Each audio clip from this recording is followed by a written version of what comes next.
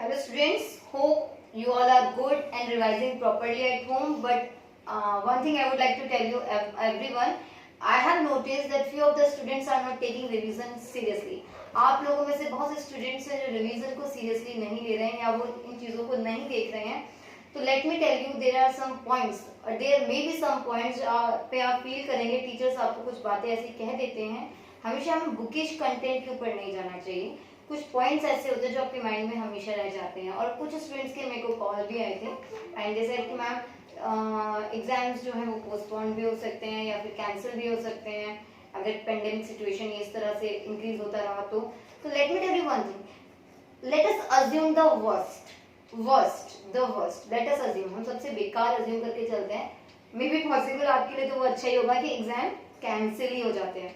तो हम टीचर्स के लिए वो जरूर वर्स्ट है जो इतना मेहनत किए हैं स्टार्टिंग से सेशन के और एंड तक, इवन अभी भी जो मेहनत कर रहे हैं.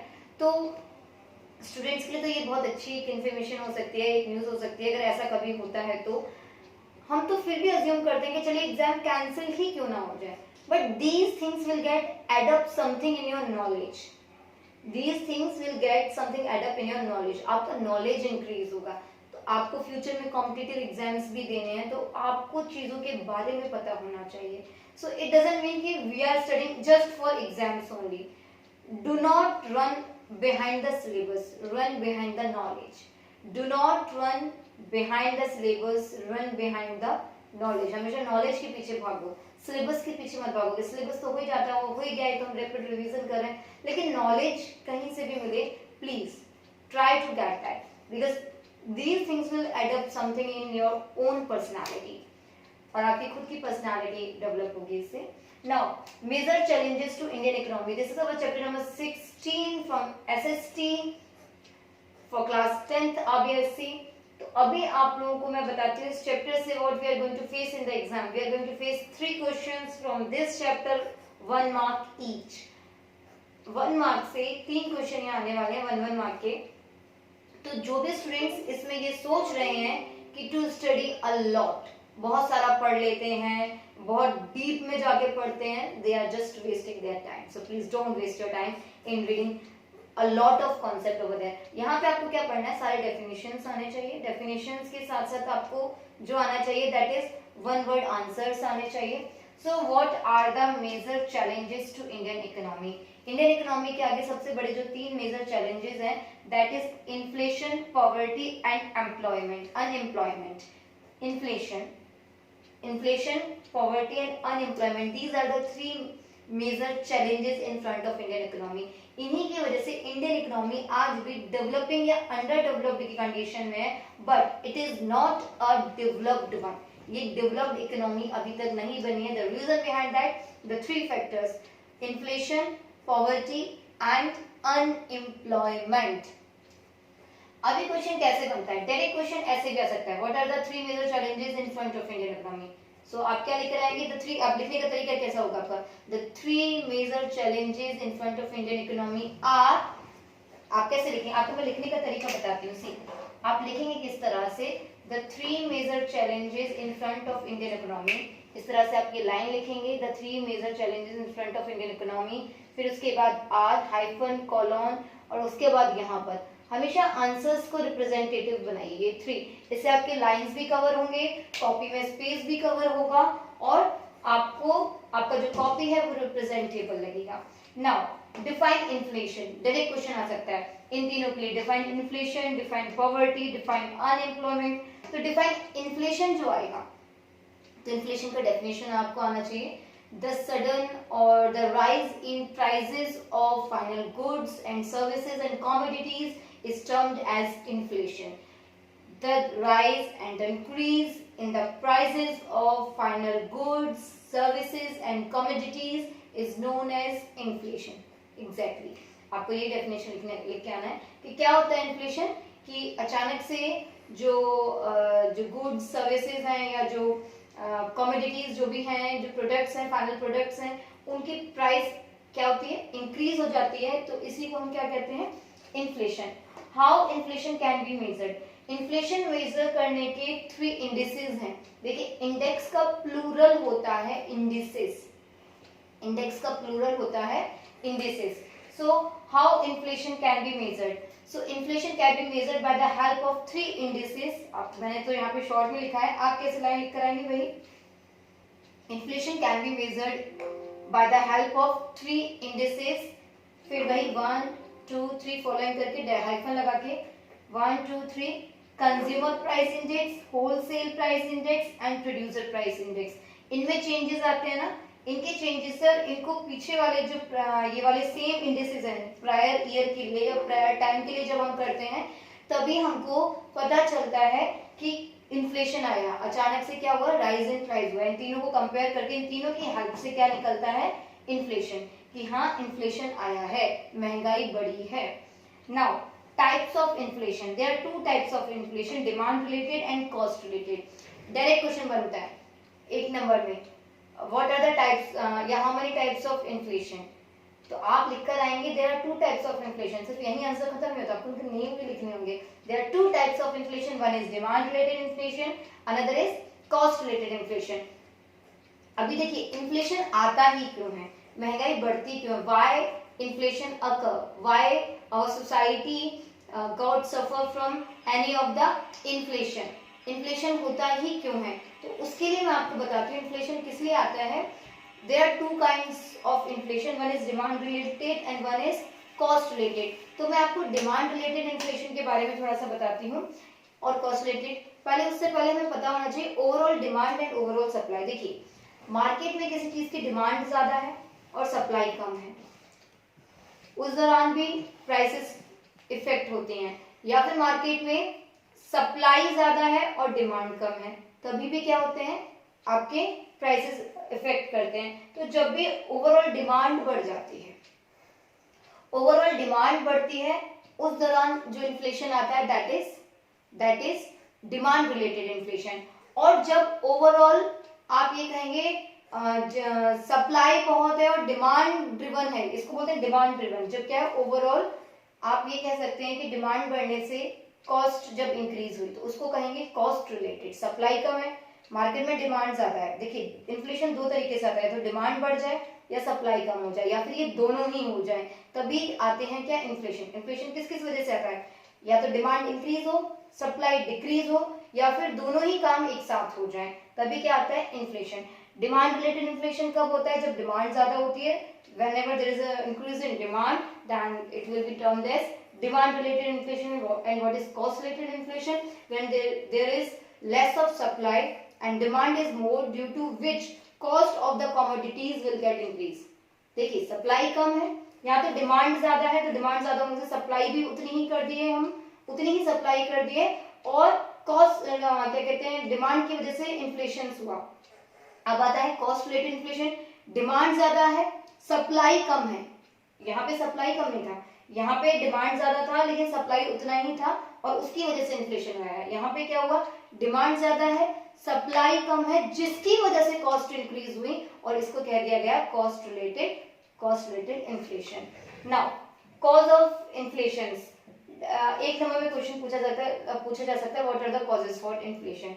पहला cause rapid growth in supply of currency. जब भी कंट्री में करेंसी का सप्लाई ज्यादा होता है, फ्लो ऑफ कैपिटल ज्यादा होता है, तो लिक्विडिटी कह सकते हैं आप, करेंसी फ्लो कर रही है मार्केट में, बहुत ज्यादा पैसा है लोगों के पास. जब लोगों के पास बहुत ज्यादा पैसा है तो they can purchase the commodities at any of the cost. तो जब मार्केट में, या फिर आप ये कह सकते हैं करेंसी की सप्लाई बहुत ज्यादा है, लोगों के पास बहुत करेंसी है. करेंसी क्या होता है, any of the item. Currency की डेफिनेशन भी आ सकती है, वो इस चैप्टर में भी पूछा जा सकता है आपसे, और आपके नेक्स्ट चैप्टर में पूछा जा सकता है करेंसी का definition.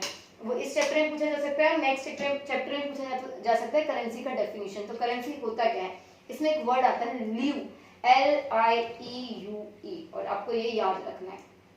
Currency is any item, currency is any item which is acceptable in lieu of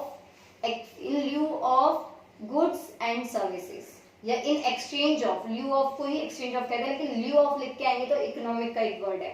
in lieu of goods and services, goods और services के exchange में, उनके बदले में जो भी आइटम acceptable हो उसको ही क्या कहते हैं, करेंसी। एक आप कहते हैं पेपर पीस है, कॉइन है, तो ये क्या है, पेपर पीस है, एक मेटालिक पीस है, वो एक्सेप्ट हो रहा है तो वो करेंसी है। तो नाउ सी, तो करेंसी जब ज्यादा होगी तो लोगों के पास जब ज्यादा पैसा है, ज्यादा करेंसी है, इजीली वो उनकी डिमांड्स बढ़ जाएंगी। जहां लोग थोड़े चीजों में काम चला सकते थे, अब लोगों को ज्यादा चाहिए होगी, क्योंकि they can buy these things with the help of currency. उन्हें वो करेंसी की हेल्प से उन चीजों को खरीद सकते हैं। तो सप्लाई ऑफ करेंसी होने की वजह से लोगों में डिमांड बढ़ेगी, और डिमांड बढ़ेगी तो इन्फ्लेशन। आपको पता है जब भी ओवरऑल डिमांड और ओवरऑल सप्लाई, इनमें जब भी चेंज आएगा तभी हमेशा क्या होगा, इन्फ्लेशन आएगा। Second, slow growth in industrial agricultural production. देखिए इंडस्ट्रीज में और एग्रीकल्चर प्रोडक्शन में अगर ग्रोथ स्लो होगी तो आप ये कह सकते हैं सप्लाई कम हो जाएगी, और सप्लाई कम होगी तभी भी क्या आता है, इन्फ्लेशन। ठीक है, कुछ और भी कॉजेज हैं लाइक इंक्रीज्ड पॉपुलेशन ज्यादा है, लोगों की डिमांड ऑटोमेटिक बढ़ेंगे, क्योंकि वही चीज जो पहले फॉर एग्जांपल 500 यूनिट्स बन रही है किसी एक सर्विस की या किसी गुड की, मैं कहती हूँ सोप पीस की एग्जांपल ले लेते हैं, एक सोप पीस 500 यूनिट बना रहा था 1 मंथ में, अभी पॉपुलेशन ज्यादा है तो डिमांड बढ़ जाएगी। अभी पहले 500 से काम चल जाता था, अब लोगों को मतलब मार्केट में 800 सोप पीसेस की जरूरत है, तब डिमांड बढ़ गई, तो उसकी वजह से जब डिमांड बढ़ जाएगी तो क्या होगा, इन्फ्लेशन आएगा। तो पॉपुलेशन भी एक रीजन है। उसके बाद आते हैं पॉवर्टी पे। अभी देखिए यहाँ पे ये फिनिश हो रहा है यहाँ पे, और मैं रिलेटिव पॉवर्टी के बाद में आपको थोड़ी देर बाद आपको वीडियोस में आपको कुछ दूसरा बोर्ड दिखाई देगा, और आपको वहां पे इसी के जस्ट आगे के वीडियोस दिखाई देगा। तो सबसे पहले पॉवर्टी क्या है, हमें पॉवर्टी की डेफिनेशन आ सकता है। What is poverty?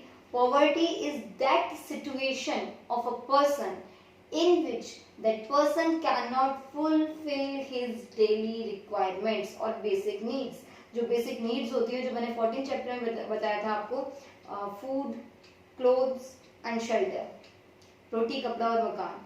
सो जब कोई भी पर्सन इन बेसिक नीड्स को फुलफिल नहीं कर पाता अपने, तो उसी को हम क्या कहते हैं, उसी को कहते हैं हम उस सिचुएशन को क्या कहते हैं, पॉवर्टी।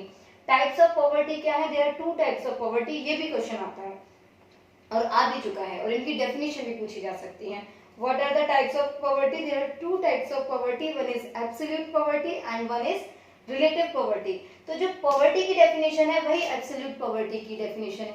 एब्सोल्यूट पॉवर्टी वही पॉवर्टी जब इंसान अपनी बेसिक रिक्वायरमेंट्स को क्या ना कर सके, बेसिक रिक्वायरमेंट्स को कंप्लीट ना कर सके, उसी को कहते हैं एब्सोल्यूट पॉवर्टी। और पॉवर्टी होता है एक तरीके का इकोनॉमिक डेप्राइवेशन, जब लोग इकोनॉमिकली वंचित रह जाएं किसी चीज से, डेप्राइव रह जाएं, वंचित रह जाएं किसी चीज से, तो वही स्टेज, वही सिचुएशन उसकी क्या कहलाती है, पॉवर्टी। तो एब्सोल्यूट पॉवर्टी वही है जो पॉवर्टी है जब बेसिक नीड्स ही कंप्लीट नहीं कर पा रहा, तो वो क्या है, अब एक्चुअल गरीबी वही है, उसी को बोलते हैं एब्सोल्यूट पॉवर्टी।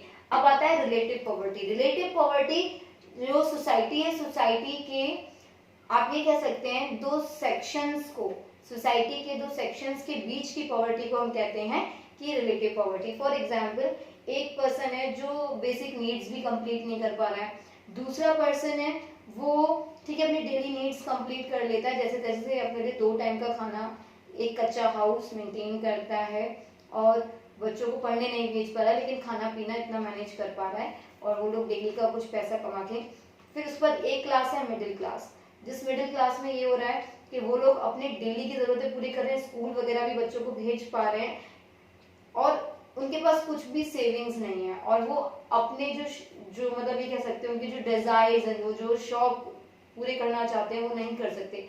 एक तरफ आता है रिच क्लास, जिनके पास अवेलेबिलिटी ऑफ रिसोर्सेज इतनी ज्यादा है, वो कुछ भी करते हैं। तो आप ये डिफरेंट जो सेक्शंस हैं, तो पहले वाले सेक्शन के रिलेटिव में ये वाला सेक्शन क्या है, पुअर है, इस वाले सेक्शन के रिलेशन में ये वाला सेक्शन क्या है, पुअर है, और इसके रिलेशन में ये जो भी बेसिक नीड्स भी कंप्लीट नहीं कर पा रहा है, ये क्या है, पुअर। तो जब डिफरेंट सेक्शंस, आप कह सकते हैं डिफरेंट सेक्शंस ऑफ सोसाइटी के बीच में कंपैरिजन करने में जो पॉवर्टी है, जिसमें एक सेक्शन डिप्राइव हो कुछ चीजों से, वंचित रह जाए कुछ चीजों से in comparison to other section, तो इसी को कहा जाता है रिलेटिव पॉवर्टी। तो यहाँ तक आपका ये फिनिश हो गया रिलेटिव पॉवर्टी। अभी आपको इसमें इसके बाद यहाँ बोर्ड पे आपको मेजर्स ऑफ पॉवर्टी दिखाई देंगे, और नेक्स्ट टॉपिक आपका अनएम्प्लॉयमेंट। नाउ सी स्टूडेंट्स, अभी यहाँ पर आप नोटिस कर पा रहे होंगे, मैंने कुछ और पॉइंट्स लिख दिए हैं। Measures of poverty in India. See, India में पॉवर्टी का मेजरमेंट कब कब किस किसने किया था एंड क्या बेसिक्स थे उनके, क्या बेसिस थे कि किस बेसिस पे उन्होंने इंडिया में पॉवर्टी को कैलकुलेट किया था। देखिए 1868 से आपको 14th चैप्टर का कुछ याद आया होगा। दादा भाई नारोजी ने ही सबसे पहले इंडियन इकोनॉमी का नेशनल इनकम कैलकुलेट किया था बिफोर इंडिपेंडेंस। उसी दौरान 1868 में दादा भाई नारोजी ने क्या कैलकुलेट किया था? He measured poverty, he estimated poverty in India, poverty को एस्टिमेट किया था इंडिया में। उसके अलावा बात करते हैं हम नेक्स्ट, फिर कमिटी आई थी वाई के अलावा कमिटी, इसने क्या किया था? इन्होंने कैलोरीज के बेसिस पे पर डे कितना कैलोरी कंजप्शन है उस बेसिस पे डिफाइन किया था पॉवर्टी को। इन्होंने कहा कि अगर रूरल एरियाज में पर डे, ये पर डे के लिए मैंने लिखा हुआ है, पर डे कैलोरी कंजप्शन लोगों का पर पर्सन 2100 है इन रूरल एरियाज, और अर्बन एरियाज में ऑन एन एवरेज 2400 है। तो ये कहा गया कैलोरी कंजप्शन, तो फिर ये कहा गया कि देन वो क्या रहेंगे, वो पॉवर्टी में काउंट नहीं होंगे, और below that they will be count in poverty, और उससे नीचे वाले किस में काउंट किए जाएंगे?